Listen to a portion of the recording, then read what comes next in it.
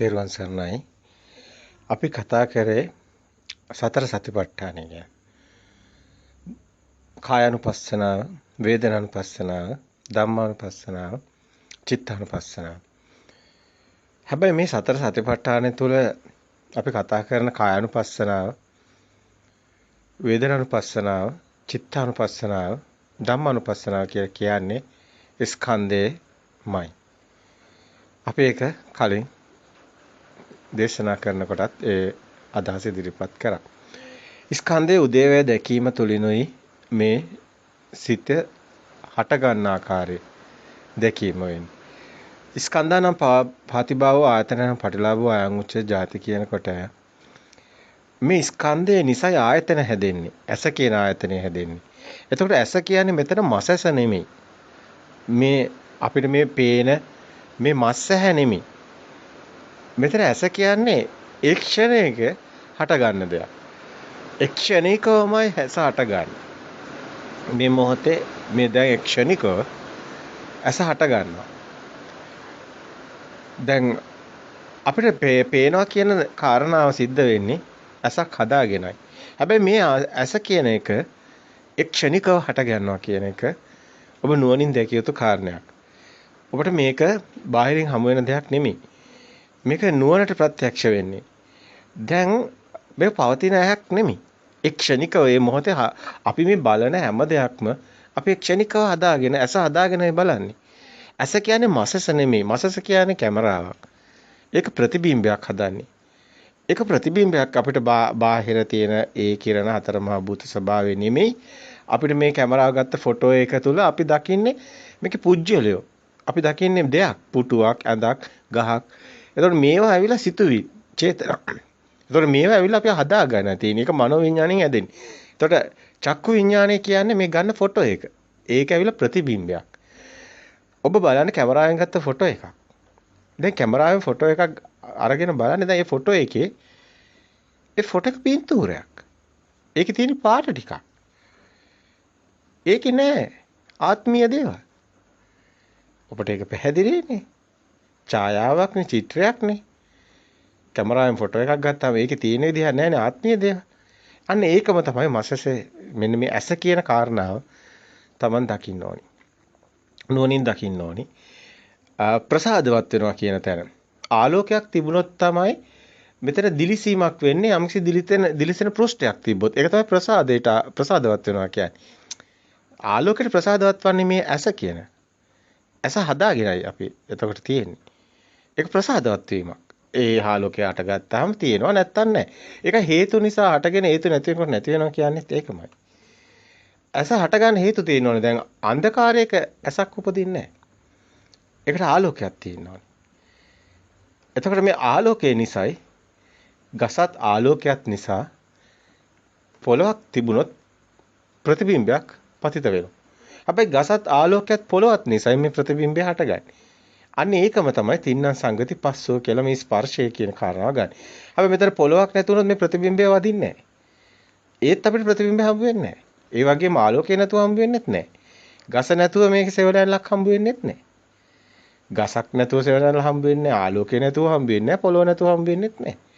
තින්නම් සංගති පස්සෝ තුනක් හැමතිස්සෙම ස්පර්ශයට හේතු වෙනවා.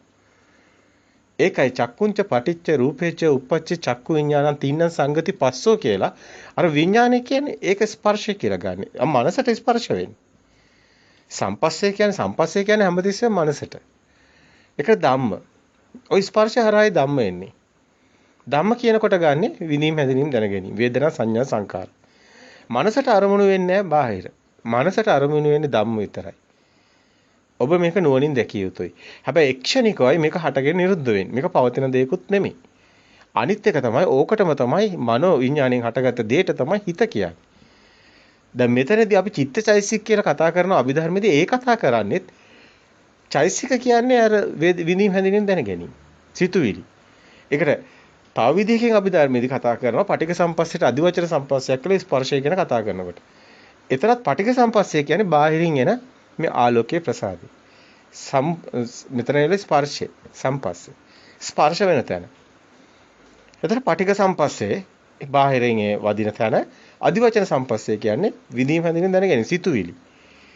අපි කිව්වා අර බෙරේකට රබානකට ගල් කැට ටිකක් දාලා එක පැත්තෙන් ගැහුවම ඩුම් ගාලා අනිත් පැත්තෙන් ග්‍රර් ගාලා වෙනින් ගල් කැට වල සද්දෙත් එනවා. අන්න විඳීම හැඳින් මේ පැත්තේ තියෙන දේ නෙමෙයි එහා පැත්තේ. තව අපි මෙතනදී උපමාවක් ගත්තා. ඔබට මේක පෙන්වන්න අර කායනුපස්සනාවේදීත් ඒක අපි ගත්තා. චිත්තානුපස්සනාවේදීත් ඒක අපි පෙන්නුවා එක විදිහකට. මේ කියන්නේ සිමෙන්ති ෆැක්ටරි එක මේ කොන්ක්‍රීට් ස්ට්‍රක්චර්ස් හදන ෆැක්ටරි එක ඇතුළට දානවා මේ මැෂින් එකේ ඇතුළට සිමෙන්ති වැලි ගල් වතුර ඇතුළට දානවා. අර පටික සම්පස්සේ. ඒ කියන්නේ එළියෙන් එන ආලෝකයේ ඒ දේවල්. එතකොට මේක ඇතුළේදී එළියට ඵලයේ විදිහට ආයෙ හැදිලා එළියට එන්නේ සිමෙන්ති වලින් හැදුණු සත්තු, ගස්, බඩු මුට්ටු, දේවල්, පුජ්‍යලය. මේ හිතේ හැදින. අන්න ඒ වගේම තමයි දැන් කොන්ක්‍රීට් මේ මැෂින් එක වගේම තමයි අපිත් මේ හිතින් හදාගෙනයි විඳින්නේ. හිතින් හදාගෙනයි අපි ලෝකයක් හදාගෙනයි ජීවත් වෙන්නේ.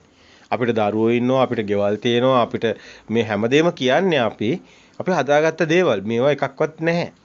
මේ අපි මායාව තුළ ඉන්නේ. සැබෑ ලෝකේ හීනේ.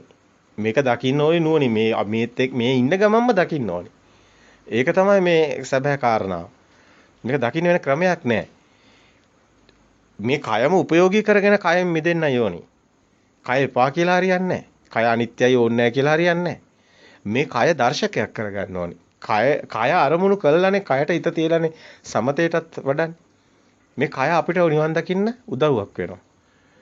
ඒ කායानुපස්සනාව වඩනකොටත් ඒක හොඳින් නුවණින් දැකිය යුතු තැනක් තියෙනවා. දකින්න ඕනි. විශේෂයෙන්ම මේ කියන කාරණේ ඊට වැදගත්. එක් ක්ෂණිකව මේ මොහොතේ ඇස හැදෙනවා කියන එක. එක් ක්ෂණිකව ඇස කියන එක පවතින එකක් නෙමෙයි හට ගන්නවා. සිතත් පවතින එකක් නෙමෙයි. අපි හිතනවා පොඩි කාලේ ඉඳන් ආව කියලා නෑ ඒ සිත් වැල් එන්නේ. පවතින හිතක් නෑ. මේ ක්ෂණිකව දැන් එක හිතක් අට ගන්නවා. අන්න ඒක තමයි සිත. ඒක නිරුද්ධ වෙලා ඊගාවට ටක් ගාලා අට ගන්න ක්ෂණිකවම. ඒක ඊගාව හිත. මේ චිත්ත වීති කියලා තියෙන්නේ ඇයි? අයි සිත් වැල් පෙන්නන්නේ. අයි අපි කතා කරන සිතක් හැදෙනකොට අපි කතා කරන සම්පස් දැන් ඔබ දන්නවා චිත්ත වීති වල ඔබ යම්කිසි අධ්‍යයනයක් කරලා තියෙනවා නම් අභිධර්ම වල ওই චිත්ත වීති වල මේක හොඳට පෙන්නනවා. මේක පෙන්න සම්පටිච්ඡන සම්තීර්ණ වොත්තපන මේක ජවන් ආයි මේක එන හැටි මේක හොඳට මේ දෙයක් බවට පත් වෙන්නේ මේ අවිල සංඥාවනේ. සංඥාව කියන්නේ පෙරමතකේ. දැන් අර කකුලුවාගේ කතාව තමයි මෙතනට ගන්නෙ. මකුලුවා කතා ගන්නකොට මකුලුවා දැලක් බඳලා වගේ. එතකොට මේ දැලට මොන හරි ඇවිල්ලා වදිනවා. ඒක ස්පර්ශය කියලා ගන්න. ඒ ස්පර්ශයට එන්නේ සම්පස්සේ හරහා ඒක ආලෝකයට සම්පස්සේ ස්පර්ශය වෙන්න පුළුවන්. එතකොට ප්‍රසාදයෙන් ගන්නෙ. ප්‍රසාද වෙන්න පුළුවන්. එතකොට සද්දයට ප්‍රසාදයක් වෙන්න පුළුවන්. ප්‍රසාදයක් කියන්නේ හැමතිස්සෙම මනසට ඒක ඇවිල්ලා ඉන්ඩිකේට් කරන අරමුණක්. ප්‍රසාදයක්. ඉතින් ප්‍රසාද පහක් තියෙන පංචායතන හරහා. දැන් මනසින් එන අරමුණු ඒ ප්‍රසාද වෙනයි. ඒක මනෝ ద్వාරයෙන් උපදින්නේ. නමුත් බාහිර රූප අපි කියන ශබ්ද, ගන්ධ, රස, පහස මේවා. දිට්ඨ සුතමත විඤ්ඤාත. මෙන්න මේ ප්‍රසාද. මේක හරි මේ සංකීර්ණ දෙයක් කරගන්න ඕනේ නැහැ. බොහොම සරල සිද්ධියක්. බාහිරින් මේක ප්‍රසාදවත් වෙනවා, ආලෝකයට ප්‍රසාදවත් වෙනවා වගේ මේ ප්‍රසාදය හරහා තමයි අපි මනසෙන් විඳින්නේ කොහොමද? අපි කොහොමද සැප විඳින්නේ? අපි කොහොමද දුක් විඳින්නේ? හිතක් හදාගෙන. ඒතර මේ හිත හැදෙන්නේ කොහොමද? ඒ ක්ෂණිකවයි මේ හිත හටගන්නේ. මෙන්න මේක අපි හැදෙන හැටි දැකලා ඒ හිතේ මිදෙන්නයි ඕනි. ඒකයි විනය්‍ය ලෝකයේ අවිද්‍යාව සියලු දුක් වලින් මිදෙනවා. හැබැයි විනය්‍ය ලෝකයේ අවිද්‍යාව දෝමනසන් කියන්නේ මේ දුකෙන් මිදෙනවා, ලෝකෙන් මිදෙනවා කියන්නේ මේ ලෝකයෙන් සම්පූර්ණයෙන්ම මේ ගිහි අයින්ට වෙලා මේ පැලන දුවන එකක් නෙමෙයි. ලෝකේ තියෙනවා.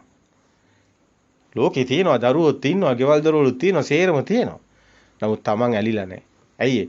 Tamanගේ ප්‍රඥාවේ ඥානෙ සකස් වෙනවා. ප්‍රඥාව සකස් වෙනවා සත්‍ය දකින්නකොට. සත්‍ය දකින්නකොට මේකේ මායාව මොකද්ද, බොරුව මොකද්ද, ඇත්ත මොකද්ද කියලා දකිනවා. දැකලා ඒත් එක්ක ඉන්නවා. ඇලෙන්නෙත් නැහැ, ගැටෙන්නෙත් නැහැ. මේක දන්නවා මේක සත්‍ය නෙමෙයි කියලා. අවබෝධ ඥානය තුලින් ඉන්නවා. සංකිතේ නිබ්බිදාය නුවණින් මිදිලා. අවබෝධයෙන් මිදිලා ඉන්නේ. අන්න රහතන් වහන්සේ අවබෝධයෙන් මිදිලා ඉන්නේ.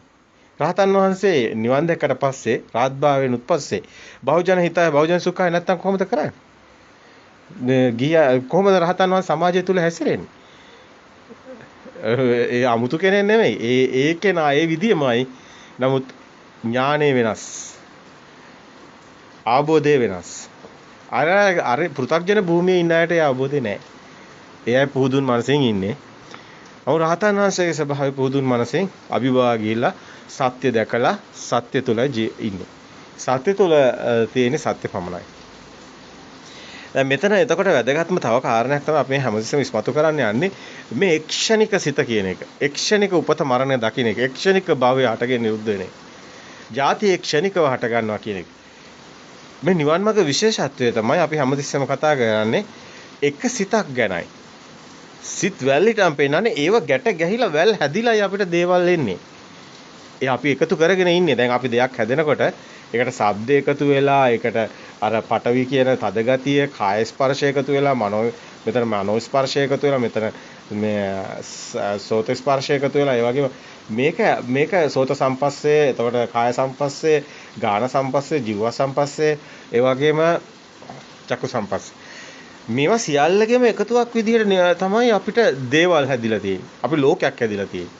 අපි ජීවත් වෙන්නේ. අපිට කතාවක් තියෙන්නේ. අපිට ආත්මීය ලෝකයක් හැදිලා තියෙන්නේ. එක්කගෙම එකතුවෙන්. ඒකෙන්ද අපිට ගැලවෙන්න බැරි. දැන් කෙනෙක් අහයි ඔබ නෑ කියන්නේ කොහමද? දැන් ඉස්සරහා තාප්පයක් තියෙනවා. ඒක තාප්පයක් තියෙනවා. නෑ අපි කියලා නෑ ඒක සම්මුතිය, ප්‍රඥාප්තිය. එතකොට එයා කියයි එනවා කී අල්ලලා බලනවා. අල්ලන්න පුළුවන්. ඔය තාප්පේ තියෙනවා නෑ කිව්වොත් ඒක කඩාගෙන යනකොට ඔයා යා පැත්තට ගිහලා වැටෙනවා. ඔයාගේ විනා එතකොට ඔයාගේ ජීවිතේට හානියක් වෙනවානේ. ඔහොම යන්න බෑනේ කියයි. එතකොට ඒක දැන් හරි. හරි. ඒක අවබෝධඥානෙනේ තියෙන්නේ. එයාට නෑ. ඔබට තියෙනවා. අවබෝධඥානෙ තියෙන කෙනා කොහොමද දන්නේ? එයාට සම්මුතිය තුලයි තාප්ප තියෙන්නේ. එළිය තාප්ප කියලා එහෙම කතාවක් නෑ. ඒක අපි හිතේ අදාගෙන තියෙන්නේ. පටවිය හතරමහා භූත ස්වභාවය තියෙන්නේ. තද ගතිය ඇල්ලුවා මේ තාප්පයක් අහුවෙන්නේ නෑ. තද ගතිය කියන්නේ තාප්පයක් නෙමෙයි. ඇහැට අහුවෙන වර්ණයක් තාප්පයක් අහුවෙන්නේ නෑ. එතකොට කනට අහුවෙන ශබ්දයක් තාප්පයක් අහුවෙන්නේ නෑ. තාප්ප කියන්නේ සම්මුතියක් කියලායි අපි කියන්නේ. ඒකයි මේක අවබෝධයෙන් මිදීමක්. සංකිතේ නිබ්බිදාය කියන්නේ ඒකයි. සංකිතේ නිබ්බිදාය. මේ කාරණා ඊටාම වැදගත්. අනිත් එක මේක ඒ මොහොතේ හටගන්නේ. අර මේ කායानुපස්සනාව වඩනකොට ගොඩාක් වැදගත්. අර මේ වතුරට එබෙන ඒ දණ්ඩක් උඩ බල්ලයි කතාව. එහෙම නැත්නම් පොකුණට එබෙන බල්ලයි කතාව. බල්ලෙක් පොකුණට එබෙනවා. බල්ලට පොකුරේ බල්ලෙක් ඉන්නවා පේනවා. තමන්ගේම ඡායාව. නමුත් බල්ලා දන්නේ නැහැ. බල්ලා රැවටෙනවා පොකුණේ බල්ලෙක් ඉන්නවා කියලා. මේ බල්ලා බුරනවා. වචී සංකාර සිද්ධ වෙනවා. බල්ලා නියපොතු උලුප් වෙනවා. කාය සංකාර සිද්ධ වෙනවා. බල්ලා පවුරු ගන්නවා බිම. බල්ලා මේකේ ද්වේෂසිතක් හට ගන්නවා. මනෝ සංකාර, කාය සංකාර, වචී සංකාර බල්ලා බුරනවා. මේ සියල්ලම මේ බල්ලාගේ මේ සංඛාරා බල්ලාගෙට සිද්ධ වෙනවා. දැන් බල්ලා හිතන්නේ බල්ලෙක් ඉන්නවා කියලා වතුරේ. හැබැයි බල්ලා එබෙන කොටයි බල්ලා ඉන්නේ. බල්ලා නොදන්න කාරණාව ඒකයි. බල්ලා එබෙන කොටයි බල්ලා ඉන්නේ. මෙන්න මේ විදිහ තමයි අපි මේ ලෝකේ. අපි ලෝකේ මේ මොහොතේ හදාගන්නේ අර බල්ලා එබෙන කොට වගේ. කණ්ණාඩියට ආලෝකය වැටෙන කොටයි මෙතන ප්‍රතිබිම්බය හටගන්නේ. මේක අපි හිතන්නේ කලින් තිබ්බා කියලා නෑ කලින් තිබ්බා නෙමෙයි. ඒ මොහොතේ හටගන්නේ. හැම එකම මේ මොහොතේ. ඒ වගේම තමයි මේකේ තවත් තියෙන ගැඹුරුම කාරණාව තමයි මේ ඒ මොහොතේ ක්ෂණිකව හට ගන්නවා කියන වගේම ඒක කලින් තිබුණ නැහැ කියන්නේ මේක තමන්ගේ හිතේ පෙර මතකයේ අනුවයි මේ සම්මුති නිසායි ලෝකයක් හැදෙන්නේ. සම්මුති නැත්තම් ලෝකයක් නෑ. පාටක් විතරයි, ශබ්දේ සද්දයක් විතරයි, ගන්ධේ ගන්ධයක් විතරයි. ඕව නිකන් හිතක් නිසායි මේ ප්‍රශ්නේ තියෙන්නේ. හිතක් හටගත්ත නිසායි. දැන් අපි තුමු ගහක් ගමු. දැන් ගහට ප්‍රශ්නයක් නැහැ ශබ්දයක් තිබ්බා කියන්නේ. දැන් ගහට ප්‍රශ්නයක් නැහැනේ ඔය කිසිම දෙයක් ගහ හිතන්නේ නැහැ කියන හිතනේ. ඒකේ අදහස්. දැන් මෙතන මිනිස්සු දැන් ගහට එතකොට ශබ්දයක් විතරයි. මිනිස්සයාට ශබ්දයේ තුල දෙයක් තියෙනවා. ශබ්දේ එන කෙනෙක් ඉන්නවා. ශබ්දේ එන දෙයක් තියෙනවා. ඒවා හිතේ හදාගෙන මෙන්න මේක තමයි වෙනස. මේක තමයි මේ ප්‍රසාදය කියන්නේ. මේක තමයි ආයතනයක් හැදෙන්න හේතු ස්පර්ශය. මේක තමයි විඳීම හැදෙන්නේ මේකට දැනීමකට එන්න හේතු. කොහොමද දේ දුන්නක් පෑවුවේ? ඔන්න සිතක් හටගත්තේ කොහොමද කියන එකයි ඔය දෙකම එක වගේ තියෙන්නේ. හේතු නිසායි හටගන්නේ. හේතු නැතිකොට නැති වෙනවා. හැම ක්ෂණිකවම හේතු හටගෙන හේතු නැතිකොට නැති වෙන ක්ෂණිකව සිත කරනවා. හැබැයි ගැඹුරුම කාරණේ තමයි සිත කියන්නේ අපේ ශරීරයේ ඇතුලේ තියෙන දේකුත් නෙමෙයි එළියේ තියෙන දේකුත් නෙමෙයි. ඔය සිත තියෙන්නේ මේ කය ඇතුලේ නෙමෙයි. ඔය සිත තියෙන්නේ කයෙන් එළියෙත් නෙමෙයි. කය එළියේ තියෙන ආලෝකයට මේ තියෙන ප්‍රසාදේ නිසා සිතක් හටගත්ත කියන්නේ එළියට අයිතිත් නෑ, ඇතුළට අයිතිත් නෑ. මෙන්න මේක තමයි ගැඹුරුම කාරණා. කෙනෙකුට මේක අවබෝධ කර ගැනීම ඊටාම අසීරුයි. මේක හරිම සියුම් කාරණාවක්. ඒකයි බුදුන් වහන්සේ දේශනා කරන්නේ මහණෙනි හිමිදිරි උදෑසන තනාග පිපිනි දිය බිඳක හිමිදිරි උදෑසන තනාග පිපි ඒ පිනි බිඳක යමෙක් දේ දුන්නත් දකීද ඒ එක්තරා එකම කෝණකින් ඒකට අදාළ කෝණයෙන් බැලුවොත් විතරයි පේන්නේ. ඒක සියුම් කාරණයක්. ඕන විදිහට බැලුවා කියලා ඔය පිනි බිඳේ දේ දුන්නත් දකින්න ලැබෙන්නේ නැහැ කියනවා. මේක බුදුන් වහන්සේගේ උපමාවක්. උපමා ආශ්‍රයෙන් තමයි මේ ධහම ලෝකෙට හෙළි කරන්නේ. මේ සබහා ධහම ලෝකෙට හෙළි කරන්න බෑ භාෂාවකින්. ඇත්තම කතාව. මේක භාෂාව සිතුවිලි තුලයි තියෙන්නේ. ඒ සිතුවිලි කියන්නේ මායාව. මායාවකින් අවබෝධ කරන්න බෑ. ඒක නිසායි මේකට උපමා ගොඩාක් ඉදිරිපත් කරන්න හේතුව. දැන් ලුණු රස භාෂාවකින් කියන්න පුළුවන්ද? කවදාවත් කියන්න බෑ. පැණි රස භාෂාවකින් කියන්න පුළුවන්ද? කවදාවත් කියන්න බෑ. පැණි රස කායවේ නැත්තම් එයා දන්නේම නැහැ. කවුරු හරි කෙනෙක් ජීවිතේට ලුණු කාලා නැත්තම් ලුණු රහ ගැන අපි කොච්චර කිව්වත් එයා දන්නවද? දන්නේ මේකයි භාෂාවට කරන්න බෑ කියන්නේ. මේකයි මේක භාෂාව අභිබවාගෙන යන ඥානයක් කියන්නේත් මේකයි. මේක මේ නිවන් මඟ කොහොමත් උපමා වලින් මේ තමන්ගේ මේ මායාව සිතුවිල්ල අවබෝධ කරන එක අපි මේ භාෂාව හැදිලා තියෙන සිතුවිලි වලින් ඒක මායාව. භාෂාව කතා කරන්නේ ඔක්කොම මායාවට අයිති. ඒවා බොරු. අතර මේ භාෂාව තනිකර සත්‍යයක් නෙමෙයි. ඒක අසත්‍ය භූමියේ තියෙන අන්ධකාරයේ තියෙන්නේ. ඉතින් භාෂාවකින් හැමතිස්සෙම අපි කතා බහ කරාට ඒක අපි මායා ලෝකේ සත්‍ය කරගන්න කරන කතාවක් පමණයි. ඒක සත්‍ය ලෝකයේදී ඒ කියන්නේ අපි කතා කරන ලෝකෝත්තර භූමියේදී මේ සත්‍ය කතා කරන තැනේදී සත්‍ය අවබෝධ කරගන්න තැනේදී සිත අවබෝධ කරගන්නයි තියෙන්නේ. ඉතින් සිතින් සිත මුදව ගන්න නම් මායාවෙන් අපි මිදෙන්න ඕනි. මානසිකාරය නැතුව අපිට නිවන් දකින්න බෑ. මානසිකාරය කරන්නේ ඒකෙන්මයි ඒක මුදව ගන්න උත්සාහ කරන්නේ. ගැඹුරුයි. ඊටාම ගැඹුරුයි. ඊටාම ගැඹුරුයි. ඉතින් ගැඹුරු නැත්තම් සරල නම් හැමෝම නිවන් දකින්නවනේ. ඒකනේ මේක නිවන් දකින්න නැත්තේ කවුරුත්. ඒකනේ කියන්නේ මහ පොළොව වගේ මිනිස්සු හිටියට මේ නියපොත්තට ගත්ත පස් ටික වගේ බොහොම ටිකයිනේ නිවන් දකින්නේ.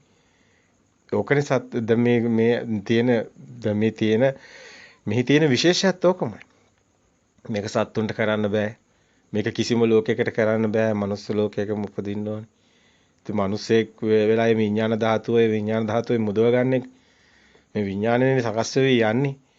ඇති වෙනව නැති වෙනව හට ගන්නව නිරුද්ධ වෙනව මේක විඥානයනේ. මේ ශක්තිය ශුන්‍යත්වයක් නේ. මේක තේරෙන්නේ නැහැනේ කාටවත් තේරෙන්නේ නැහැ. කිසි කෙනෙකුට මේක ගලපන්න බෑ ලෙසි. මොකද්ද මේ හටගෙන නිරුද්ධ වෙන්නේ? ඇත්තටම බුදුන් වහන්සේ කියන්නේ මේ දුකෙන් මිදෙන වැඩ පිළිවෙලක්නේ. දැන් දුකෙන් ඉන්නේ දැන්නේ ඔයා දුකෙන් ඉන්නේ. දැන් ඔයාට දුක දැනෙනවනේ. දැන් ඔයා සැපෙන් හරි දුකෙන් හරි ඉන්නවනේ. තෝතනින් මිදෙන්නනේ චතුරාර්ය සත්‍ය තියෙන්නේ. ඔකම මරණින්මත් එකක් නෙමෙයිනේ. මරණින්මත් මිදෙන මේ ඒව ගැන දැන් කතා කරලා වැඩක් නැහැනේ. දැන් ඔබ නිවන් දකින්නයි කතා කරන්නේ. ඒකයි පච්චුප්පන්නේ මේ ධම්ම.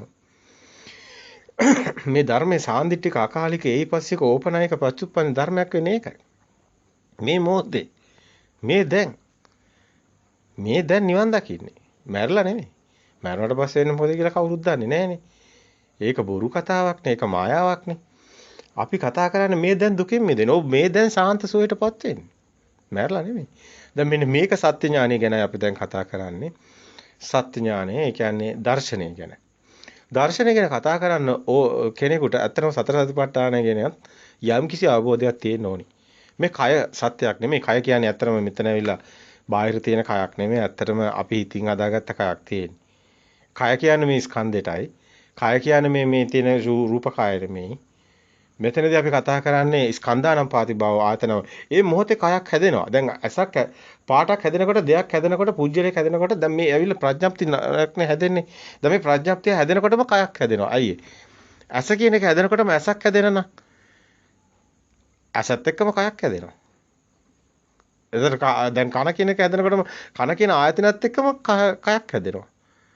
ස්කන්ධය හැදෙනවා. ස්කන්ධය තමයි කය කියන්නේ. විඳීම හැදෙන දැනගෙන නිසා. ඇත්තටම ඇසක් හටගත්ත නිසානේ දැන් මේ මොහොතේ ඔන්න ඔබට අරමුණක් වෙනවා. දැන් ඔන්න වැස්ස වහින සද්දයක් ආවා. ඒතකොට සෝත සම්පස්සයක්. ටක් ගාලා මේ අරමුණක් එනවා. දැන් මේ වහිනවා කියලා. දැන් මේ වහිනවා කියන එකක් කොහෙද තියෙන්නේ? ඔය ඉන්නේ වතුර ටිකන්නේ. ඔක සම්මුතිය ප්‍රඥාප්තිය කොහෙද දැන් හැදෙන්නේ? හිතේ හැදෙන්නේ.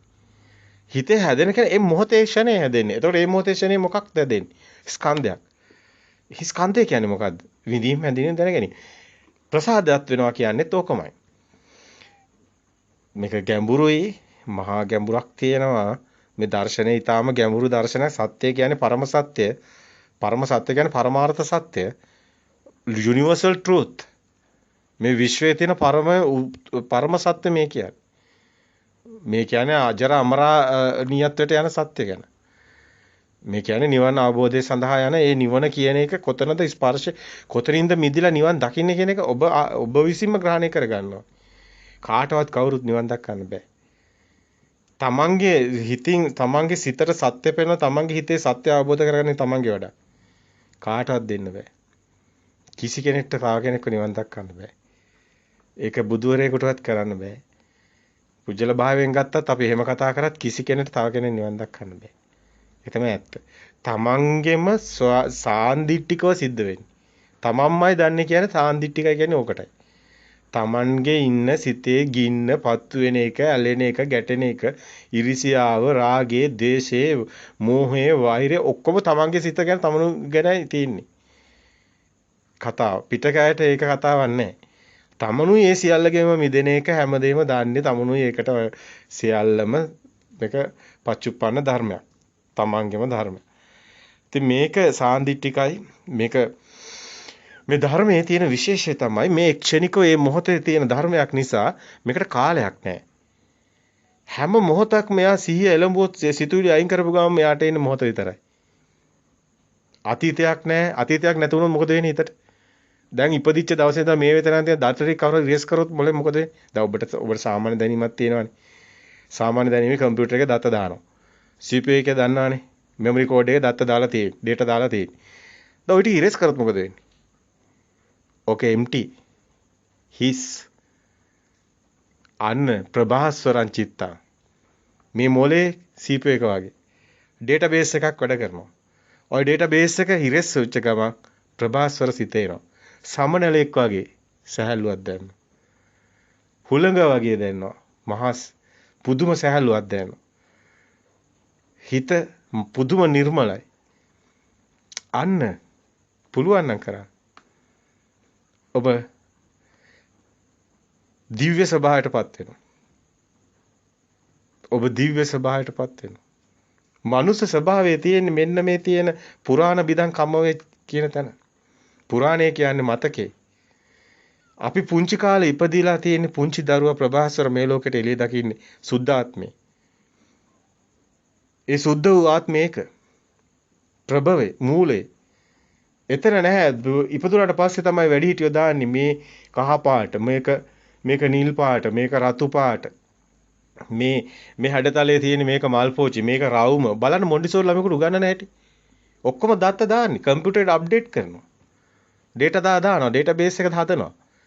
දැන් data දාලා මෙයා ලොකු වෙනකොට මෙයාගේ database එක හදන්නේ මොකකටද? අර පොඩි කාලෙම දෙනවා. ඔයා දොස්තර කෙනෙක්ද වෙන්නේ?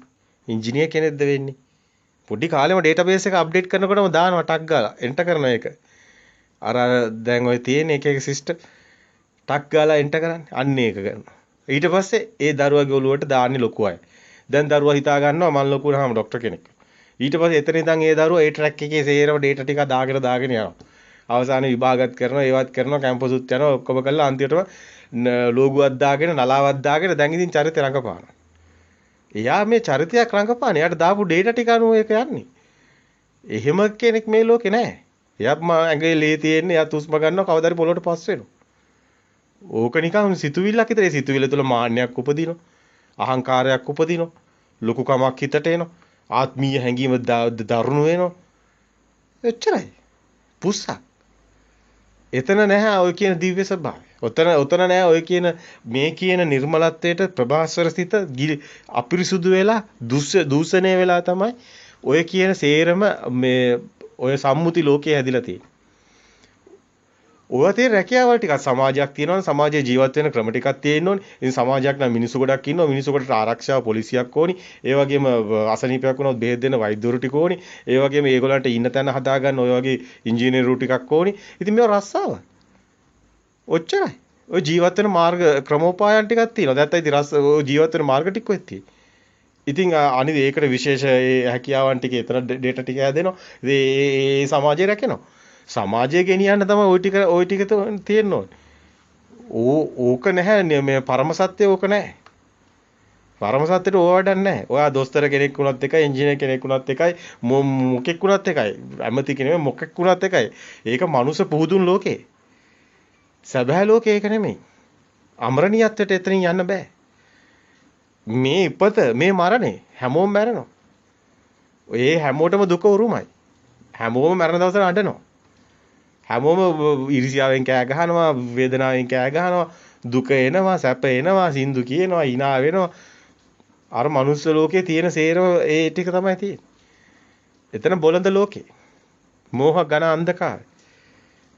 සදා අමරණීයත්වය එතන නැහැ. ඒක අවබෝධයෙන් දකින්න ඕනි. දකින්න ඕනි මොකද්ද මේ සමාජ සංස්කෘතිය කියන්නේ ඕකට. දැන් ඕක ඇතුලේ ආගමක් ඕනි. අයියේ. දැන් ඕක ඇතුලේ තියෙන බයක්. කොයි වෙලාවෙ මැරෙද්දන්නේ. දැන් ඕකට ආගමක් ඕනි. අන්න ආගම් හැදෙනවා. ඒකත් අර වගේම එකක් විතරයි. නමුත් මේක පරමාර්ථ සත්‍ය කියන්නේ ධර්මය කියන්නේ ආගමක් නෙමෙයි. පරම සත්‍ය කියන්නේ ආගමක් නෙමෙයි. බුදුහාමුදුරුවෝ කවදාවත් බෞද්ධයෙකුට බණ කියලා නැහැනේ. බුදුන් වහන්සේ බෞද්ධයෙකුට බණ කියන්න ඕනේ නැහැනේ. බෞද්ධයා කියන්නේම කවුද? මේ භවයේ එක්ෂණික උපදින භවයේ දකින්න කෙනා බෞද්ධයානේ. එයාට බණ කියන්න ඕනේ නැහැනේ අවබෝධ වෙලානේ. බණ කියන්නේ හැමතිස්සෙම මේ ඉන්න මේ ආගමක් අදාළ නැහැ. බ්‍රාහ්මණයන්ට, ජටලේන්ට, නිගණ්ඨයන්ට එදා බුදු සමය තුල හිටපු ඒ ආගම් වල ඔක්කොම ධර්මය ඇහුවා. ධර්මය අවබෝධ කළා. සියලු ආගම් වල අය ධර්මය අවබෝධ කරනවා. මේකට ආගමක් නැහැ. මේක ආගමකට දාන්නත් මේ දැන් ඉන්නේ ඉතින් අපේ තියෙන මේ සංස්කෘති රටාව තුළ ඒක ආගමක් හදාගෙන එහෙම තිබ්බට අපිට කරන්න දෙයක් නැහැ. ඒක නිවන් මාර්ග කියන්නේ වෙනම කතාවක්. ඒක මුළු ලෝකෙටම අයිති, විශ්වයට අයිති. මේක විශ්ව සම්ප්‍රදායට අයිති. මේක අවිලා මේ පෘථිවි සම්ප්‍රදායට අයිති එකක් නෙමෙයි. පෘථිවි සම්ප්‍රදාය තුළ ආගම අයිති. විශ්ව සම්ප්‍රදාය තුළ ආගමක් නැහැ. ධර්මතාවය විතරයි තියෙන්නේ. ඒ සදාතනික සුවේ එතන තියෙනවා. මිනිස්සු හැමෝම එකයි. මුළු ලෝකෙම පස් තියෙනවා. මිනිස්සු හැමෝම උස්ම ගන්නවා. මිනිස්සු හැමෝගෙම ඇඟිල්ලේ තියෙනවා. ආගම මිනිස්සුගේ සිතුවිලි විතරයි. පරම සත්‍ය නෙමෙයි. මිනිස්සුන් සම්මුති වලින් හදාගන්නේ පුස්සක් විතරයි. කවදාවත් ඒත යථාර්ථයේ සබාධාම තුල ඒක පායට පෑගෙන දූවිල්ලක් තරම්වත් වටින්නේ නැහැ. සබාධාම ඔබට දැන් උගන්වන පාඩම හොඳටම දැනෙනවා. මේ වෛරස් එක. කොරෝනා වෛරස් එක. මිනිස්සුන්ට මොනවද කරන්න පුළුවන්? මිනිස්සු එක මේ ඇහැට පේන්නේ නැති දූවිල්ලක්වත් තරන්නේ නැති එකේ අංශු මාත්‍රයකට ඒ වෛරස් එකකට මුළු ලෝකෙම කටවල් ටික වහන්න පුළුවන්. මාසයක් දාලා මුළු ලෝකෙම කටවල් ටික වහලා ඉවරයි. ආන්තරම් ලොකුද පොඩිද දුප්පත්ද පෝසත්ද ගෑනුද පිරිමිද ඇමතිවරුද මුක්කුද ඔක්කොම ඉවරයි. එක රැල්ලට යනවා. මුළු ලෝකෙම විනාශ වෙන්නේ ඒකයි කිව්වේ තප්පරයක්වත් යන්නේ නැහැ කියලා. මේ සබාධාමේ න්‍යාය ඒ තරම් භයානකයි. සබාධාමේ න්‍යාය හරියට කෙනෙක් දැක්කොත් ඒ න්‍යාය තුල මේ මිනිස් සංහතිය තුල සිතුවිලි මවලා කිසි දෙයක් කරන්න බෑ. සිතුවිලිත් අයිති වෙන්නේ සබාධාමටයි. සබාධාම සියල්ලම පරම සත්‍යයි. ඒක තමයි අපි ඉන්න බේස් එක. අපි ඒක උඩ ඉඳගෙන සීනමවන්නේ. සත්‍ය ලෝකයේ දකින්න හීන, නින්දේ දකින්න හීන අතර කිසි වෙනසක් නැහැ. දෙකම හීනයක් විතරයි. හීනේ කවදාවත් යථාර්ථයක් වෙන්නේ නැහැ. දකින්න මේක නුවණින්ම දැකිය යුතු කාරණයක් තියෙනවා. ඉතින් අපි පැහැදිලි කරන්නේ අද උත්සාහ කරන දර්ශන සමාපත්තියටයි. එතනට තමයි අපි හිත තියාන්නේ. නමුත් අතරම ඊට වැඩි අපේ අතින් ගොඩාක් දේවල් ඔබට ඉස්මතු වෙනවා. ඒ තුළ තියෙන සත්‍යමයි. ඒ සත්‍ය ඊටම වැදගත්. සත්‍ය අවබෝධ කරගත්ත කෙනෙකුට සත්‍යතොර දෙයක් නැහැ. ඇත්තටම උට කියන්න අවශ්‍යතාවය නැහැ. ඵලය මේව ගැන කිසිම අදහසක් අපිට නැහැ. අපි ඒව ගැන වැඩි මේ ගැන අපිට අදහස් නැහැ. ඒක නිසා අපිට ඒව නෙමෙයි අපේ අදහස. අපේ අදහස හිතින් මිදෙන එක. එක්ෂණික හිත දැකලා කවුරු හරි ඒන අරමුණු ගැන කතා කරනවා නම් ඒන අරමුණු වලින් මිදෙන ඒ රටාව ගැන කතා කරනවා නම් අපි සතුටුයි කතා. ඒ ගැන බෙදා හදා ගන්න.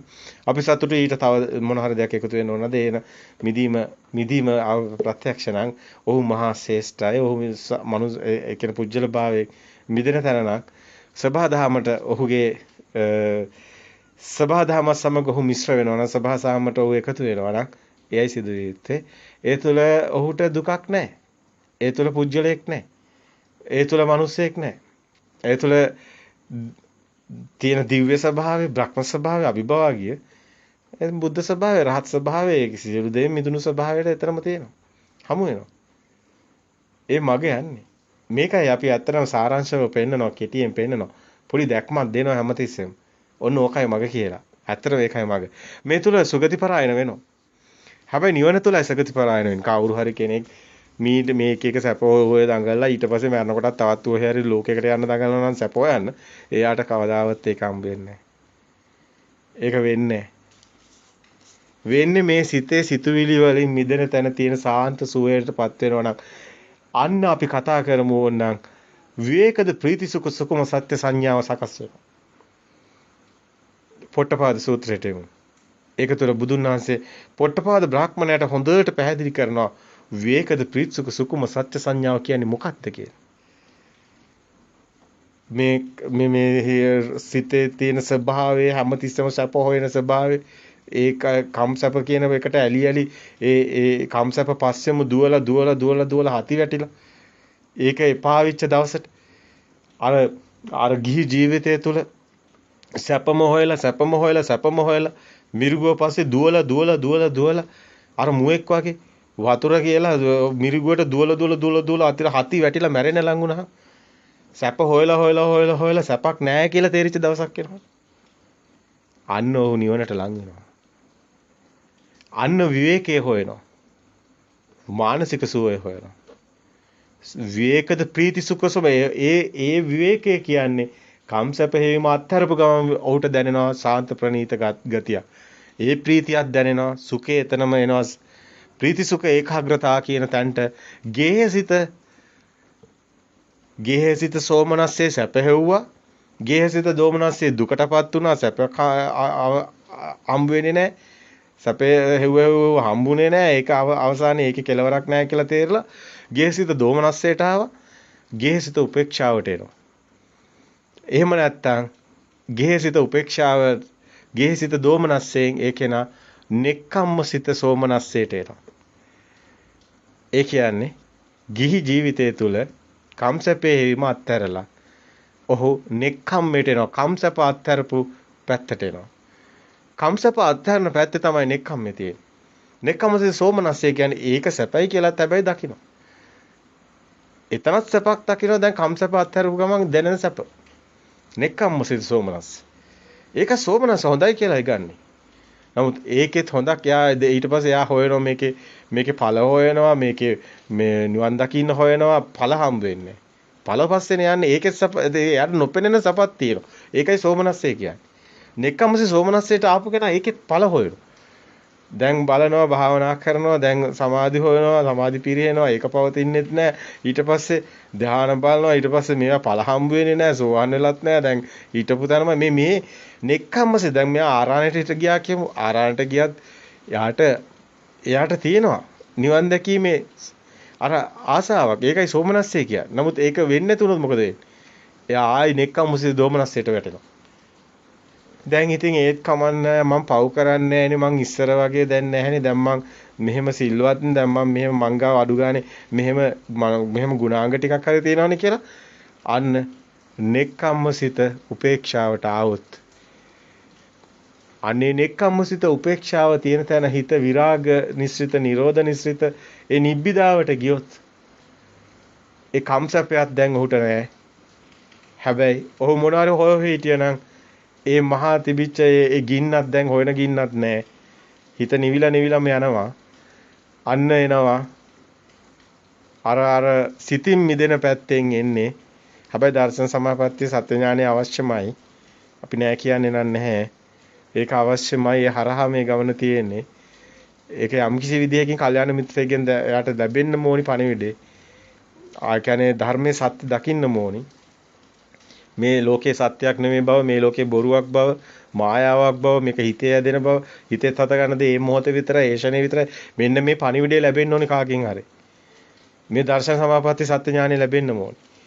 අන්න ඒ කන වැටුනොත් හරි, යාට දැනුනොත් හරි, එයාගේ තියෙන සකස් වුනොත් නෙක්ඛම්මසිත උපේක්ෂාව තුළ නිබ්බිදන්ති විරාගාන්ති විරාගාන්ති නිරෝධාන්ති නිරෝධාන්ති පටිනිස්සග්ගාන පස්සේ සියල්ලගෙම මිදිලා නැවත සකස් නොවන නිවනටපත් වෙන්න හේතු වෙනවා. මෙන්න මේ කාරණේ ඊටාම වැදගත්. මෙතනදී අපි කතා කරේ සැප තියෙනවා කියලා සංඥාව පස්සේ මිරිගුවක් පස්සේ මේ දුවන කම්සැප පස්සේ දුවන ඒ ස්වභාවය ගැන අපි කතා කරේ. මෙන්න මෙතන සංඥාව මිරිගුව අනුව ඒ රවට මුලා වෙලා ඒ මිරිගුව තියෙනවා කියලා හිතාගෙන දකින ඒ අනුවන අර මුවෙක් වගේ දුවන ගමන. බාහිර දකින හැම දෙයක්ම ඔබගේ හිතේ හැදුණු සංඥාවමයි මිරිගුවමයි. ඔය හැඩතල දෙයක් කරගෙන නම් දී ඒවාට නම් දීලා තියෙන්නේ ඔබමයි. සංඥාව බාහිර තියෙන දෙයට සමාන වෙන්නේ නැහැ. මොනම වෙලාවක වෙන්නේ නැහැ. සංඥාවට විතර්ක කළා ගත්ත රූප, ශබ්ද, ගන්ධ, රස, පහස හැඩතල වලට අනුව අපි බාහිරයට දාලා බලලා හිතින්ම හදාගත්ත සම්මුති නම් යොදාගෙන ලෝකයක් මවාගෙන ඒ තුල සැපදුක් හදාගෙන පුජ්‍යලය සත්තු දේවල් එක්ක හිටියට ඒවා අපේම හිතේ හැදුණු මානසිකාර ලෝකයක් විතරයි. බලන්න ඔබ බාහිරින් ඇති සියල්ල, ඔබ ඉස්සරහා ඇති සියල්ල, මේ දැන් ඔබ ඉදිරිපිට ඇති සියල්ලම නමක් තියෙනවා. නමක් නැති දෙයක් ඔබේ ඉදිරිපිට නැහැ. ඔය නම් ප්‍රඥාප්ති ඔබ විසින්ම සම්මුති ලෝකයක් හදාගෙන මනසින්ම හදාගෙන හිතින්ම හදාගත්ත ලෝකයක්. බාහිර නෙමෙයි, හිතේමයි ලෝකෙ තියෙන්නේ. චිත්තේන නීයති ලෝකේ. සිතෙන්ම හැදුණු ලෝකේ. මේ සියලු සිතුවිලි දුකමයි. සබ්බේ සංඛාරා අනිච්චා යදා පඤ්ඤාය පස්සති. මේක නුවණින් දකින්න ඕනි. මේ සියලු සිතුවිලි වල ස්වභාවය යථාර්ථය. යදා පඤ්ඤාය පස්සති ප්‍රඥාවෙන් දකින්න ඕනි යථා තත්ත්වය. යදා පඤ්ඤා අත්ති නිබ්බාන්ති දුක්ඛේ එයන් දුකෙන් මිදෙන හේතු වෙන. ඒ සමග්ගෝ විසුද්ධිය විසුද්ධියට තියෙන එකම මඟ මේ සිතෙන් මිදෙන මඟමයි. ඇත්තටම මේ සූත්‍රවල දේශනා කරන්නේ බුදුන් වහන්සේ මේ අමරණීය වූ ඒ සදාතනික සෝයටපත් වෙන මේ මෙලොව ඇති උතුම්ම ධර්මතාවයයි. මේ ඇවිල්ලා ලෝකේ පවතින ඒ සබා දහමේ ඒ සිතුවිලි වලින් වැහිලා තියෙන ධර්මතාවය ඉස්මතු කරගන්න සිතුවිලි හැදුනේ කොහොමද, සිතෙන් මිදෙන්නේ කොහොමද කියන න්‍යාය ඉස්මතු කරන්න. ඇත්තටම බාහිර ඇති සියල්ල කැඩෙමිදෙන පිච්චෙන එනම් රුප්පණය වන හතරමහා භූත විතරමයි. රුප්පන්තිකෝ ආවසෝ රූපං වදයති කියලා බුදුන් වහන්සේ දේශනා කරන්නේ ඒකයි. එයමයි රූපේ. ඔබ එය ඇසුරු කරගෙන සංඥාවට විතර්ක කරලා හදාගත්ත ප්‍රඥප්ති රූපේ උපාදාය රූපේ සිතේ හැදෙන්නේ. පවතිනක් නෙවෙයි.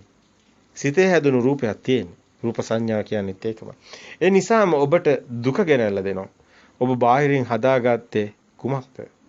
දෙයක් වේවා, කෙනෙක් වේවා. ඉන්න ඔබට උරුම වන්නේ දුකම පමණයි. මිරිගුව වතුර ගලනවා වගේම පේනවා. හැබැයි ඒ මිරිගුව මිස වතුර නොවේ. හැඩතල හමු වෙනකොටම ඊට අදාළ නාමයේ සිහි වෙනවා. ඒක ධර්මතාවයයි. සංඥාවට විතරක කළා හැඩතල හදාගෙන ඒ හැඩතල බාහිරෙන් හමු වෙනකොට ඒ හැඩතල වලට හිතින්ම නම් හදාගෙන ඒව සම්මුති කරගෙන සියලු ආයතන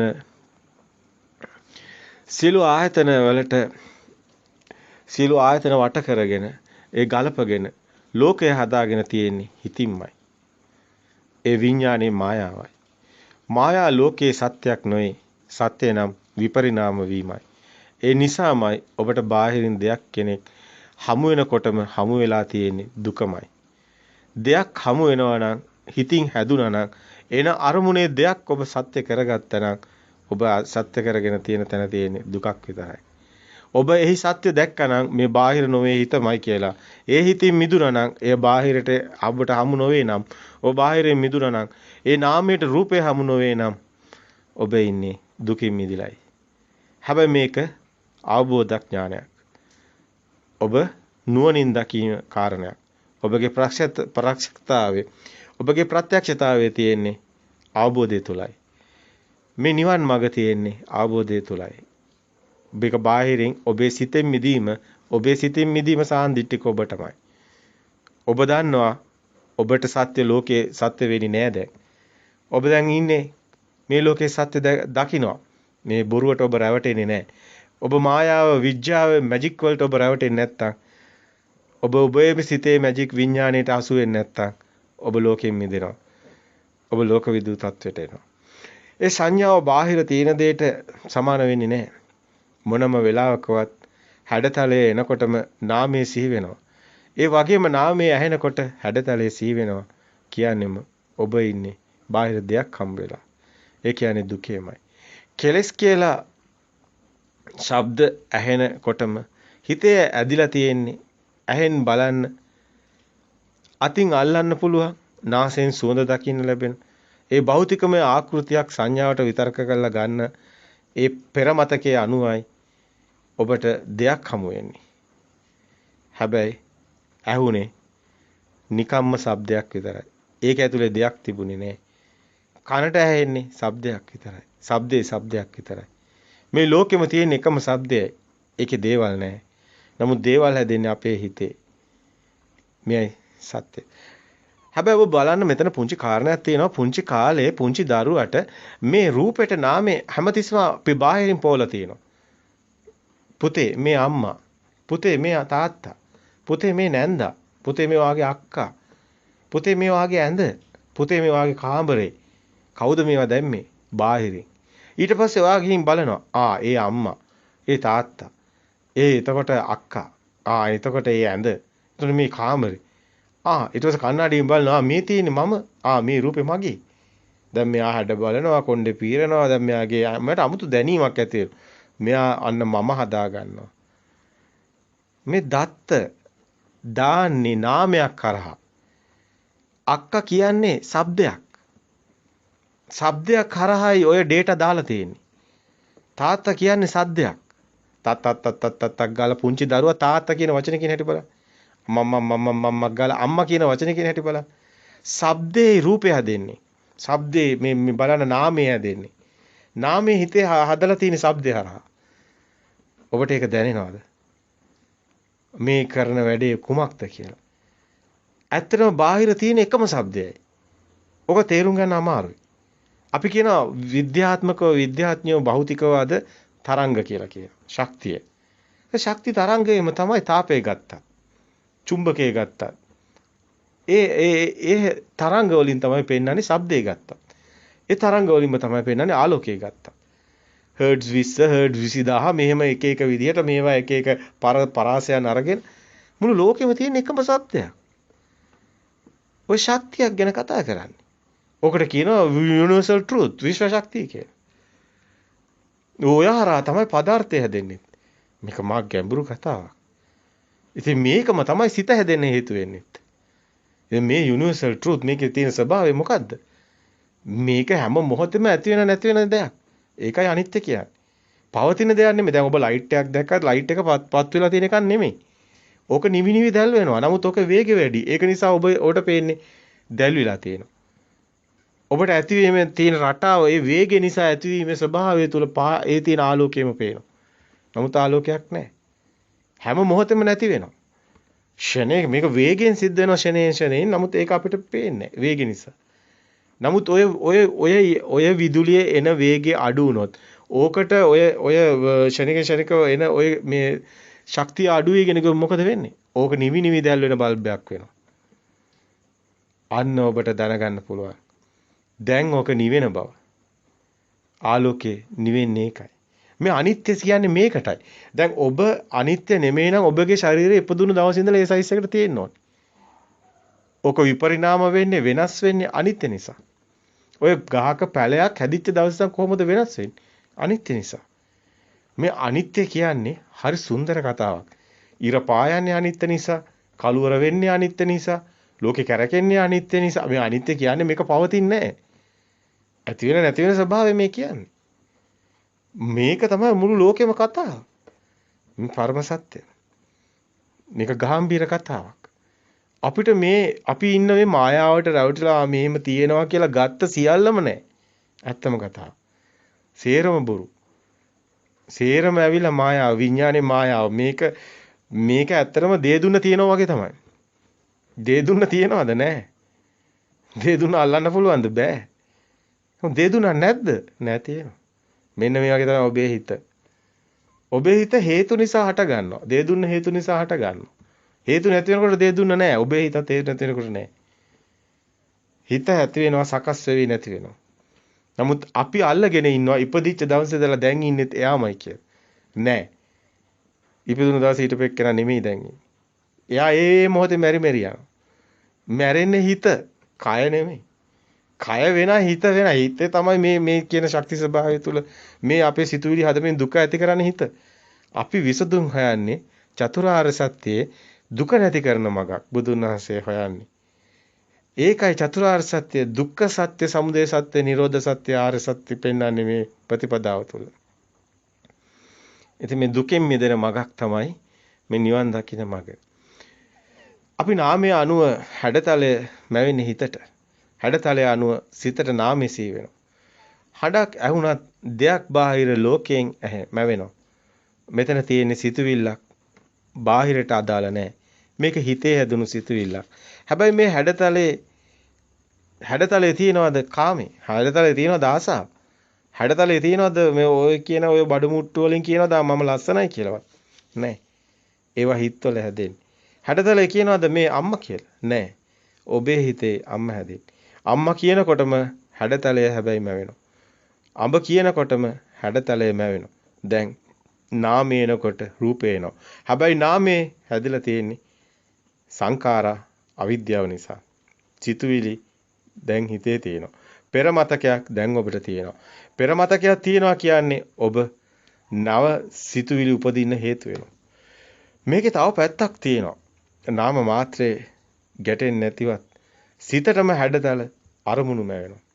හිතින්ම උපද්දලා හිතින්ම දෙනවා අරමුණු. හැඩතලයේ සිතට අරමුණු වෙනකොටම නාමයේ සිහි වෙනවා. ඔබ බලන්න ඔබ නිකන් ඉන්නකොට ඔබට එක එක ඒවා හිතෙනවා. ඔබට එක එක ඒවා මැවෙනවා. හිතෙනවා කියන්නේ රූප. ඒව රූප සංඥා. දැන් හිතෙනවා කියන එක කොහොමද රූපයක් උනේ? දැන් රූප තියෙන ඔබ කිය එළියනේ අර පේන්නේ ඒවනේ. නෑ ඔබ ඇස් දෙක පියාගෙන බලන්න.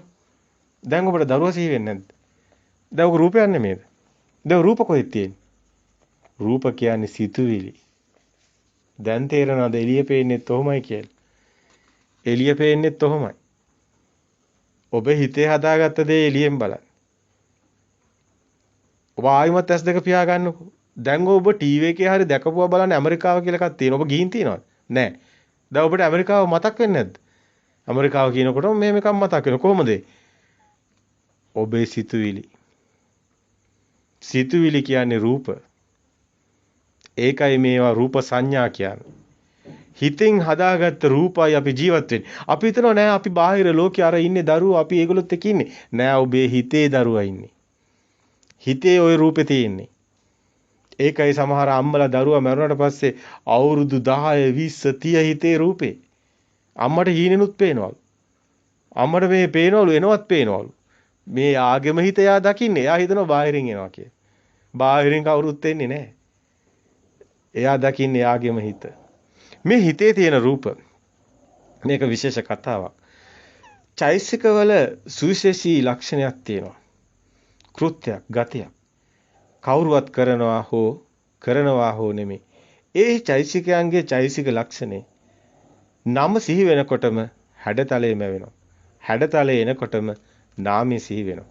හැබැයි මෙතන සිතුවිලි තියෙන්නේ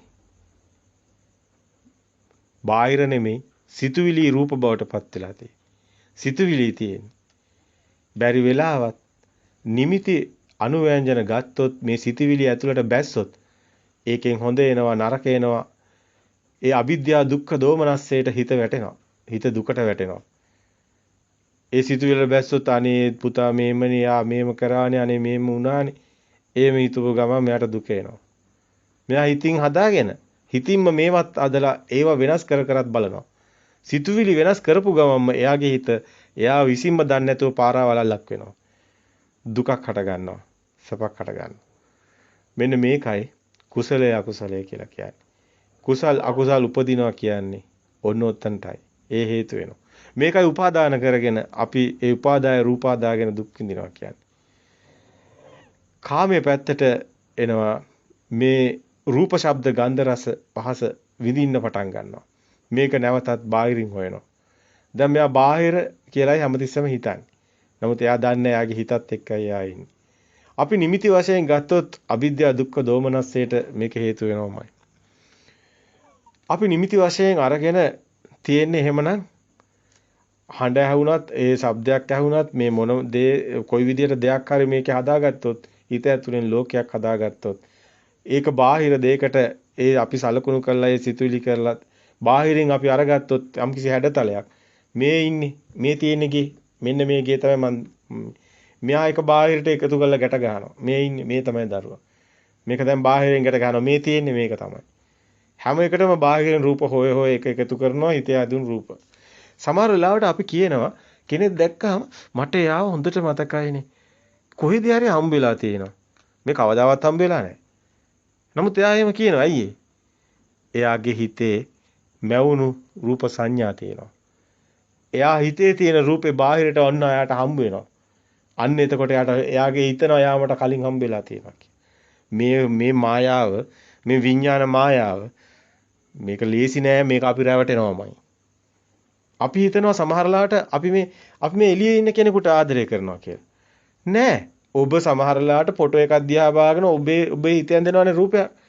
ඔබ ඔය හිතේ තියෙන රූපෙට ආදරය කරන්නේ. ඇත්තටම අපි බාහිර නෙමෙයි අපි හිතේ ඉන්න කෙනාට ආදරය කරන්නේ. අපි අපේ හිතට ආදරය කරන්නේ. අපි සමහරලාට බාහිරින් කෙනෙක් එනවා එයාට අපි කැමති නැහැ සමහරලාට එයා අපිට බනිනවා සමහරලාට අපිට කේන්ති යනවා. එතකොට අපි අපේ හිතේ තියෙනවා යා මෙහෙම කෙනෙක් එයා මට මෙහෙම කළා එයා මට මෙහෙම කළා තියෙනවා මං හොඳ පාඩමක් උගන්වනවා මේ මොකද්ද මේ එයා හිතේ හදාගත්ත කෙනාටයි බනින්නේ එයා එයාගේ හිතටයි බනින්නේ හදිසියක් මරන්න ගියොත් මොකද වෙන්නේ එයාගේ මාවුස අඩු වෙනවා ඒකයි කර්මය Tamanට පරිසම් දෙනවා කියන්නේ ඒකයි කර්මඵලයක් ඇති වෙලා තියෙන්නේ අන්න කර්මයක් හැදිලා තියෙනවා කොහොමද දැන් කර්මය හැදුනේ කර්මය හැදුනේ Tamanගේම පුරාණ බිදම් බික්කවේ කම්මම් වදාමි පෙර මතකයේ අනුව සකස් වුණු දෙයක් නිසායි කර්ම සකස් වෙන්නේ. පුරාණ බිදම් බික්කවේ කම්මම් වදා. කර්මය කියන එක අපි විසින්ම හදාගත්ත මායා වලල්ලක්. ඒක මායා වලල්ලක අපි කොටු කරලායි තියෙන්නේ. අපි විසින්මයි කොටු වෙන්නේ. මේක අවබෝධ කරගන්න එක නම් ලේසි නෑ. චක්කුන් රූපං දිස්වා ඇහෙන් රූපේ දැකලා ගායේන ගන්ධා දිස්වා නාසයෙන් ගඳ සුවඳ විඳලා සෝතේන ගන්ධා සෝතේන ශබ්දා දිත්වා කනෙන් ශබ්දය අහලා ජීහේන රසේ දිත්වා දිවෙන් රස විඳලා කායේන පොට්ටබ්බං උපතිස්වා කායෙන් පහස විඳලා අපි නිමිති අනුව්‍යංජන වශයෙන් මෙහෙම අපි අස කන දිවනාසයත් හදා ගන්නවා හදාගෙන ඒකෙන් මේ ගන්න මේ නිමිති අපි ඒවත් හදා ගන්නවා මේ ඔක්කොම අපිමයි හදාගන්නේ අපි හිතන්නේ නෑ බාහිර නෑ කිසි දෙයක්. මෙතන තියෙන සිතුවිලි වල කතාව හිතේමයි.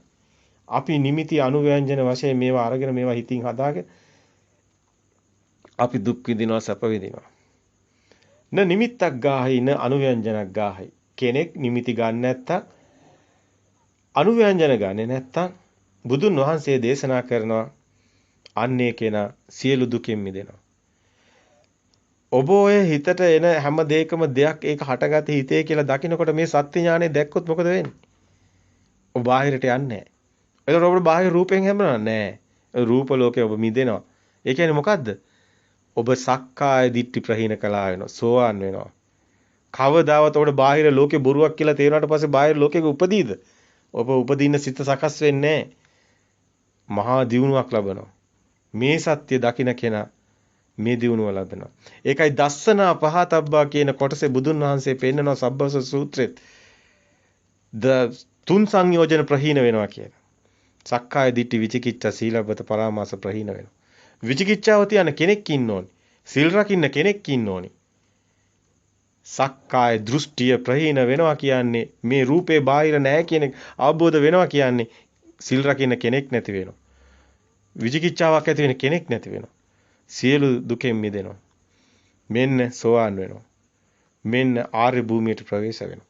ඒකයි නාමයෙන් මිදෙනකොටම රූපයෙන් මිදෙනවා. රූපයෙන් මිදෙනකොටම නාමයෙන් මිදෙනවා. මේ රූපය හදාගෙන බලනවා කියන සිතුවිල්ල ඒ සෙත් සකස් වුණොත් ඔහු නිවන් දකිනවා. ඔහු නිවන් මාර්ගට ප්‍රවේශ වෙනවා. ආර්ය භූමිය හමු වෙන්නේ ඔතනින්.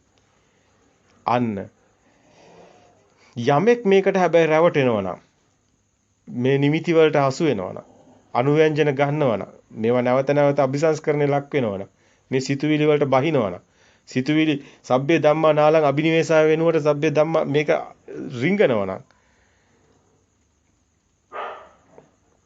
අවිද්‍යා දෝමනස්සේ මේ යත්තාපි කරණීයං අවිද්‍යා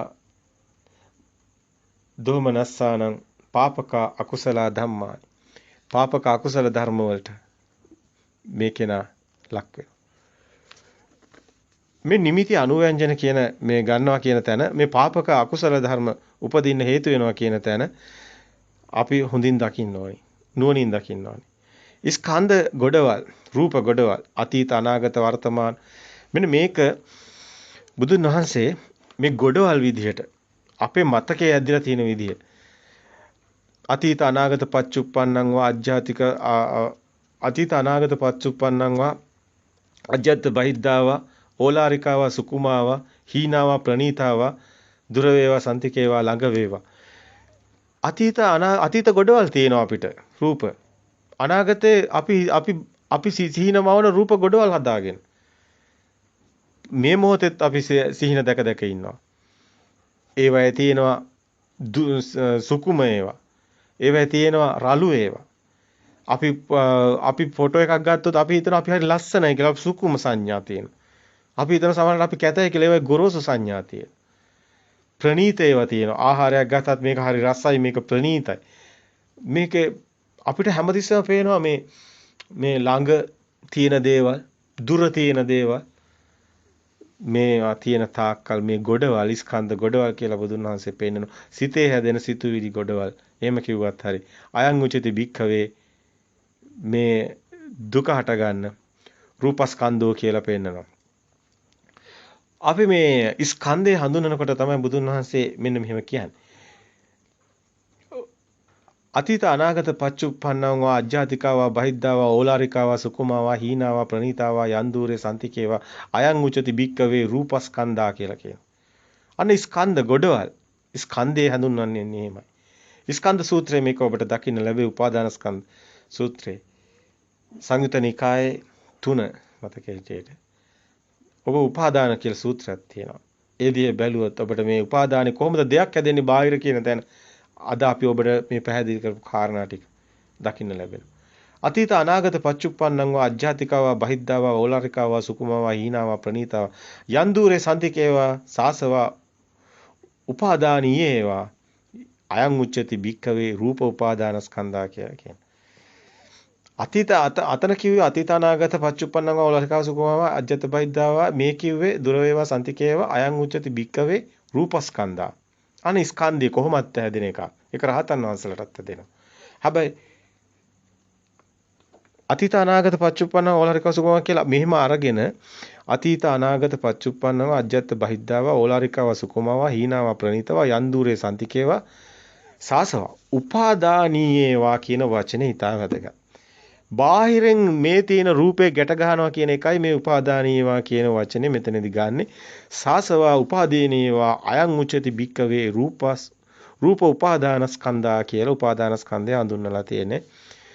සංයුත නිකායේ 3 වෙනි කොටසේ ඔබට මේ උපාදාන සූත්‍රයේ මේ ටික හොඳට දකින්න ලැබෙනවා. දැන් ඔබට එහෙමනම් පේනවා මෙතන 11 ආකාරයේ ගොඩවල් තියෙනවා.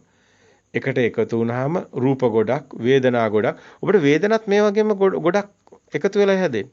සංඥා ගොඩක්, පෙරමතකේ සංඛාර ගොඩක්, විඥාන ගොඩක්. මේ විදිහට පෙළදහම අනුව බැලුවත් පේනවා ප්‍රායෝගිකව ඔබ නුවණින් දැක්කොත් ඔබගේ ජීවිතය තුළින් මේ කාරණා ඔබට සත්‍ය බව අවබෝධ වෙනවා.